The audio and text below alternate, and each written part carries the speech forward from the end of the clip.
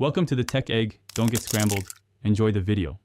You start by ensuring the right prerequisites. Install Net SDK and VSCode, then add the C# Omni Sharp extension. Once done, create a workspace folder and run .NET New Console to scaffold a project. This gives you program, CS, and a csproj to work with. Make sure Omni Sharp indexes the project. You'll see a flame icon or status message. This initial setup removes friction and lets you focus on writing code instead of chasing missing tools. You now configure build and debug. Create or update launch. JSON and tasks. JSON so debug and run work with one key.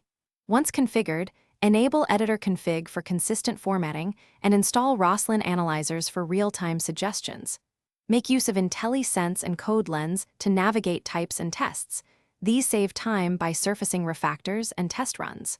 When editing, run .NET Run in the integrated terminal to iterate quickly, and use breakpoints to inspect variables. You finish by packaging and verifying.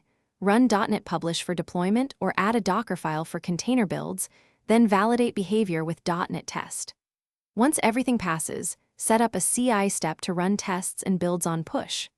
If something goes wrong, first reload the VS Code window and restart Omni Sharp. Check that the correct .NET SDK is on path and that the project's target framework matches the installed SDK. This single troubleshooting pull usually resolves the most common issues. Thanks for watching. Consider subscribing if I helped unscramble your problems.